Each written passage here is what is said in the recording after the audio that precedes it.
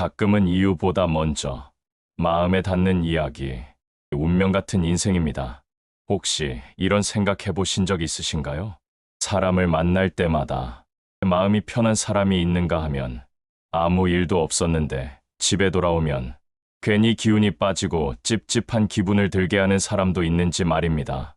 특별히 싸운 것도 아니고 크게 상처받은 말이 있었던 것도 아닌데 말이죠. 그럴 때 스스로에게 이렇게 묻게 됩니다. 내가 너무 예민한 건가? 나이가 들어서 괜히 사람을 깐깐하게 보는 건가? 이런 생각이 들수록 마음은 더 조용히 가라앉습니다. 사실 이런 감정은 아주 자연스럽습니다. 살아온 시간이 길어질수록, 사람을 많이 겪을수록 마음은 더 빨리 반응하게 됩니다. 머리로는 괜찮다고 넘기려 해도 가슴 한쪽에서는 이미 뭔가를 느끼고 있는 경우가 많습니다. 병원 대기실에서 잠깐 나눈 대화 하나, 가족 모임에서 오간 눈길 하나, 동네 카페에서 스쳐간 태도 하나로도 마음이 묘하게 달라지는 경험 다들 있으셨을 겁니다. 그런데 우리는 그 느낌을 자주 무시합니다. 괜히 오해할까봐, 괜히 내가 날카로워 보일까봐 말이죠. 하지만 재미있는 건 여기서부터입니다. 사람의 본성은 대단한 사건에서 드러나는 경우보다 아무 일 아닌 순간에서 더 자주 모습을 드러냅니다. 잘 차려입은 옷, 품격 있는 말투, 화사한 웃음보다 훨씬 조용하고 작은 신호에서 말입니다. 겉으로 보이는 모습은 누구나 연습할 수 있습니다. 하지만 깊은 곳에서 나오는 반응은 쉽게 숨겨지지 않습니다. 어떤 사람은 상대를 존중하는 말투인데 마음이 불편하고, 어떤 사람은 말수가 적은데도 이상하게 신뢰가 가는 경우가 생깁니다. 오늘 이 시간에는 사람을 평가하거나 판단하려는 이야기가 아닙니다. 누군가를 더 잘 이해하기 위한 이야기이면서 동시에 내 마음을 덜 소모하기 위한 이야기이기도 합니다. 사람을 보는 눈은 타고나는 게 아니라 조금씩 관찰하며 길러지는 것이라는 생각이 듭니다. 그 과정에서 스스로를 지키는 힘도 함께 자라납니다. 앞으로 들려드릴 이야기는 살다 보면 한 번쯤은 마음에 걸려 있던 것들입니다. 구독과 좋아요로 함께 해주시면 좋겠습니다. 첫 번째, 눈빛입니다. 병원 대기실에서 이런 장면을 본 적 있으실 겁니다. 번호표를 들고 나란히 앉아 있는데 어떤 사람은 잠깐 눈이 마주치면 바로 고개를 숙입니다. 반대로 어떤 사람은 시선이 오래 머물다 못해 괜히 내가 뭔가 잘못했나 싶은 기분이 들게 합니다. 말 한마디 나누지 않았는데도 그 사람 옆에 앉아 있는 시간이 편하거나 때론 불편해집니다. 이게 바로 눈빛이 주는 느낌입니다. 가족 모임에서도 비슷합니다. 말은 다들 웃으면서 하는데 유독 한 사람은 이야기할 때 눈을 거의 맞추지 않습니다. 다른 데를 보거나 휴대폰 쪽으로 시선이 자꾸 빠집니다. 그런데 묘하게 그 사람 말은 마음에 잘 남지 않습니다. 존중받는 느낌이 덜하기 때문입니다. 이런 느낌은 기분 탓이 아닙니다. 실제로 하버드대에서 진행된 눈 맞춤 연구에서 대화 중 상대의 눈을 60에서 70% 정도 마주치는 사람이 가장 신뢰감 있게 평가됐습니다. 반면 시선을 30% 이하로 피한 경우 응답자의 약 45%가 숨기는 것이 있다라고 느꼈다고 합니다. 또 눈을 지나치게 오래 고정한 경우에도 약 35%가 불편함이나 압박감을 느꼈다고 보고됐습니다. 눈빛은 적당함이 핵심이라는 이야기입니다. 그 사람이 그런 눈빛을 하는 건 대부분 이것 때문입니다. 자신감이 과해서가 아니라 마음이 불안하거나 경계가 풀리지 않았을 때 시선은 흔들립니다. 마음이 편한 사람은 눈이 흔들리지 않습니다. 굳이 숨길 것도 밀어낼 것도 없기 때문입니다. 쇼펜하우어는 이런 말을 합니다. 인간의 진실은 말보다 태도에서 드러난다. 말은 얼마든지 꾸밀 수 있지만 태도는 순간적으로 튀어나옵니다. 눈빛은 그 태도 중에서도 가장 빠른 신호입니다. 생각보다 먼저 반응하고 생각보다 솔직합니다. 그래서 이런 눈빛을 만났을 때 굳이 마음을 다 쓰지 않아도 됩니다. 상대가 불안한 것일 수도 있고 준비되지 않은 상태일 수도 있습니다. 그걸 내가 책임질 필요는 없습니다. 조금 거리를 두는 것만으로도 내 감정은 충분히 보호됩니다. 편안한 눈을 가진 사람에게 마음을 쓰는 쪽이 훨씬 덜 지칩니다. 두 번째, 말투입니다. 동네 카페에서 이런 장면을 자주 보게 됩니다. 주문을 받는 직원에게 어떤 사람은 같은 말을 하면서도 묘하게 날이 서 있습니다. 아메리카노 하나요? 라고 말했을 뿐인데 듣는 사람은 괜히 서둘러야 할 것 같은 기분이 듭니다. 반대로 말수가 많지 않아도 천천히 말하는 사람 옆에서는 공기가 느긋해집니다. 내용은 같아도 말투 하나로 분위기가 완전히 달라집니다. 가족 사이에서도 그렇습니다. 괜찮아 라는 말이 어떤 사람에게서는 다정하게 들리고 어떤 사람에게서는 대화를 끊겠다는 신호처럼 들립니다. 말의 뜻보다 속도와 억양이 먼저 마음에 와닿기 때문입니다. 실제로 UCLA에서 진행된 말투 연구에 따르면 사람은 대화에서 전달되는 감정의 약 38%를 목소리 톤과 억양으로 판단한다고 합니다. 말의 내용 자체는 약 7%에 불과했고 나머지는 표정과 말하는 리듬에서 느낀다고 분석됐습니다. 특히 말이 빠르고 끝을 짧게 끊는 사람은 상대에게 무의식적인 압박감을 줄 확률이 약 40% 이상 높게 나타났습니다. 그 말투는 상대를 이기려는 의도라기보다 자기 안의 조급함이나 긴장이 말끝에서 먼저 드러나는 경우입니다. 마음이 여유로운 사람은 굳이 말로 밀어붙이지 않습니다. 몽테뉴는 이렇게 말합니다. 말하는 방식은 그 사람의 내면을 닮아간다. 내용보다 방식이 오래 기억에 남는 이유가 여기에 있습니다. 부드러운 말투는 상대를 설득하기보다 안심시키고 거친 말투는 사실이 맞아도 마음을 닫게 만듭니다. 그래서 말투가 거슬릴 때 괜히 나 자신을 탓할 필요는 없습니다. 내가 예민한 게 아니라 그 리듬이 나와 맞지 않는 경우가 많습니다. 그럴 땐 억지로 맞추지 않아도 됩니다.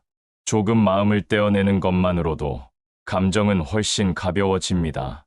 내 마음을 보호하는 선택은 언제나 허락되어 있습니다. 세 번째, 침묵입니다. 직장 점심시간이나 가족 모임에서 이런 순간을 겪어보셨을 겁니다. 여럿이 앉아 있는데 갑자기 대화가 뚝 끊기는 순간입니다. 누군가는 밥만 먹고 누군가는 휴대폰을 들여다보고 유독 한 사람은 아무 말 없이 가만히 앉아 있습니다. 그 침묵이 편안하면 괜찮은데 괜히 공기가 무거워질 때가 있습니다. 말을 안 했을 뿐인데 마음은 이미 불편해집니다. 침묵은 참 묘합니다. 조용하다고 해서 다 같은 조용함이 아닙니다. 어떤 침묵은 쉬어가는 공간처럼 느껴지고 어떤 침묵은 말을 막아버리는 벽처럼 느껴집니다. 그 차이를 우리는 아주 빠르게 감지합니다. 미국 스탠퍼드대 대인 커뮤니케이션 연구에서 흥미로운 결과가 나왔습니다. 대화 중 의도적으로 침묵을 유지한 사람을 관찰했더니 침묵이 3초 이내일 경우에는 사려 깊다고 느낀 비율이 약 52%였습니다. 하지만 7초 이상 이어질 경우 응답자의 약 47%가 거부당하는 느낌을 받았다고 답했습니다. 침묵의 길이는 감정 신호로 해석된다는 이야기입니다. 그 침묵은 깊은 생각 때문이라기보다 관계에서 한 발 물러나려는 마음이 만든 간격인 경우가 많습니다. 말을 안 한 게 아니라 거리를 둔 쪽에 가깝습니다. 말은 하지 않지만 행동은 분명히 메시지를 보냅니다. 플라톤은 이렇게 말합니다. 말하지 않을 때 인간은 더 많은 것을 드러낸다. 침묵은 비어 있는 것처럼 보이지만 사실은 마음 상태가 고스란히 담긴 공간입니다. 그래서 우리는 침묵 앞에서 괜히 긴장하게 됩니다. 이런 침묵을 마주했을 때 굳이 그 빈자리를 채우려 애쓰지 않아도 됩니다. 내가 나서서 분위기를 책임질 필요는 없습니다. 상대의 침묵은 상대의 몫입니다. 조용히 한 걸음 물러서는 것만으로도 내 감정은 충분히 보호됩니다. 모든 공백을 내가 메우지 않아도 된다는 걸 기억하면 됩니다. 네 번째, 약자를 대하는 태도입니다. 병원 접수대나 은행 창구에서 이런 장면을 보신 적 있으실 겁니다. 자기 차례가 조금만 늦어져도 직원에게는 말투가 거칠어지고 뒤에 서 있는 사람에게는 눈길조차 주지 않는 모습입니다. 그런데 정작 의사나 책임자 앞에서는 목소리가 낮아지고 표정이 바뀝니다. 이런 모습을 보면 마음 한쪽이 서늘해집니다. 괜히 나까지 그 자리에 함께 있다는 게 불편해집니다. 가족 안에서도 비슷합니다. 어른들 앞에서는 예의 바른데 아이들이나 말하기 어려운 사람 앞에서는 쉽게 짜증을 냅니다. 그 장면을 보는 사람은 말없이 기억하게 됩니다. 사람은 누구 앞에서 어떻게 변하는지를요. 이런 태도 역시 우연이 아닙니다. 미국 미시간대에서 진행된 연구에 따르면 사회적 권력이 낮다고 인식한 상대에게 무례한 태도를 보인 사람은 그렇지 않은 사람보다 공감 능력 점수가 평균 28% 낮게 나타났습니다. 또 이런 행동을 반복하는 사람은 스트레스 상황에서 공격적 반응을 보일 확률이 약 2배 높았습니다. 약자 앞에서 드러나는 태도는 평소의 내면 상태를 그대로 보여줍니다. 그 태도는 상대의 위치에 반응한 것이지 상황 하나 때문은 아닙니다. 마음속 불안과 우월감이 정리되지 않았을 때 힘의 방향에 따라 사람이 달라집니다. 힘의 방향에 따라 태도가 달라지는 경우입니다. 쇼펜하우어는 이렇게 말합니다.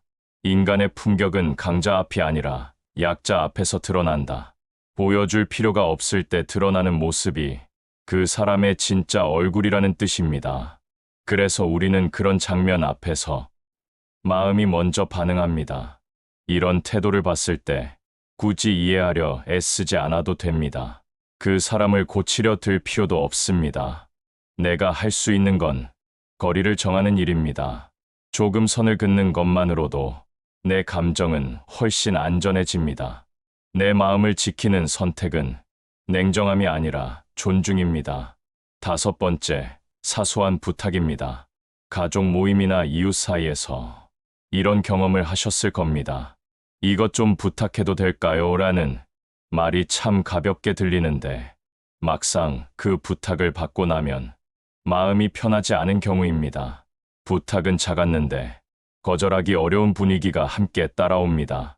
그래서 웃으면서 들어주고 나서도 집에 와서는 괜히 씁쓸해집니다. 어떤 사람은 부탁을 하면서도 선택권을 줍니다.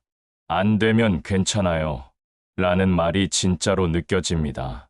반면 어떤 사람은 같은 말을 해도 이미 해줄 거라는 전제가 깔려 있습니다. 말은 부드러운데 마음은 묶이는 느낌입니다. 이런 차이는 연구에서도 드러납니다. 콜롬비아대 부탁 행동 연구에 따르면 부탁 뒤에 명확한 거절 여지를 준 경우 상대의 스트레스 수치가 평균 33% 낮아졌습니다. 반대로 사소한 부탁을 반복하는 사람을 만난 경우 관계 만족도가 약 40% 이상 떨어졌다고 보고됐습니다. 부탁의 크기보다 방식이 관계를 좌우합니다. 그런 부탁은 악이라기보다 자기 편의에 익숙해진 흐름에서 나오는 경우가 많습니다. 상대의 여유를 계산하기보다 당연함이 먼저 자리 잡은 상태입니다. 상대의 여유보다 자기 필요를 먼저 보는 흐름입니다. 플라톤은 이렇게 말합니다. 배려는 강요될 수 없는 선택이다. 선택이 사라지는 순간 배려는 부담으로 바뀝니다. 그래서 우리는 작은 부탁 앞에서 더 크게 흔들립니다. 이럴 때 모든 부탁을 잘 들어줄 필요는 없습니다. 조용히 한번 거절하는 것만으로도 관계의 균형은 다시 맞춰집니다. 내 마음을 놓아주는 선택이 필요할 때입니다. 부탁을 거절한다고 해서 사람이 나빠지는 건 아닙니다. 오히려 나 자신을 지키는 일이 됩니다. 6번째, 실수 후 태도입니다. 직장이나 가족 모임에서 이런 장면을 떠올리게 됩니다. 작은 실수가 하나 생겼을 때 어떤 사람은 바로 말이 많아집니다. 설명부터 하고 이유를 덧붙이고 상황을 길게 풀어놓습니다. 반대로 어떤 사람은 잠깐 멈추고 내가 놓쳤네요 라고 말합니다. 그 짧은 한마디가 분위기를 정리해 줍니다. 실수는 누구나 합니다. 중요한 건 그 다음 태도입니다. 변명이 먼저 나오면 듣는 사람은 괜히 더 피곤해집니다. 책임이 어디로 가는지 헷갈리기 때문입니다. 영국 옥스퍼드대의 책임 귀인 연구에 따르면 실수 직후 즉각적인 인정 표현을 한 사람은 주변으로부터 신뢰 회복 속도가 평균 2배 빨랐습니다. 반대로 변명을 먼저 한 경우 상대가 느끼는 불쾌감이 약 55% 더 오래 지속됐습니다. 실수 자체보다 태도가 관계를 더 흔듭니다. 그 반응은 책임을 회피하려는 의도보다 실수를 자기 가치로 받아들이지 못하는 불안에서 나오는 경우가 많습니다. 자기 방어가 앞서는 흐름입니다. 몽테뉴는 이렇게 말합니다. 잘못을 인정하는 용기는 인격의 크기에서 나온다. 사과는 약해지는 게 아니라 관계를 지키는 선택입니다. 그래서 우리는 그 태도에 마음이 움직입니다. 이런 모습을 반복해서 보여주는 사람 앞에서는 괜히 더 설명을 기대하지 않아도 됩니다. 그 사람이 바뀌길 기다릴 필요도 없습니다. 책임을 분리하는 것만으로도 마음은 훨씬 가벼워집니다. 상대의 방어는 상대의 몫으로 두는 것이 내 감정을 지키는 길입니다. 7번째, 시간 약속입니다. 동네 모임이나 병원 예약, 지인과의 식사 자리에서 이런 경험을 하셨을 겁니다. 약속 시간은 정해져 있는데 늘 늦게 오는 사람이 있습니다. 연락은 옵니다. 거의 다 왔어요. 조금만 기다려주세요. 그 말이 반복될수록 기다리는 사람의 마음은 조금씩 마모됩니다.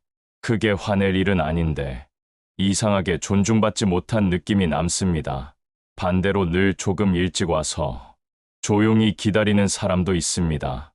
재촉하지도 않고 생색내지도 않습니다. 그런데 그 사람과의 약속은 이상하게 편안합니다.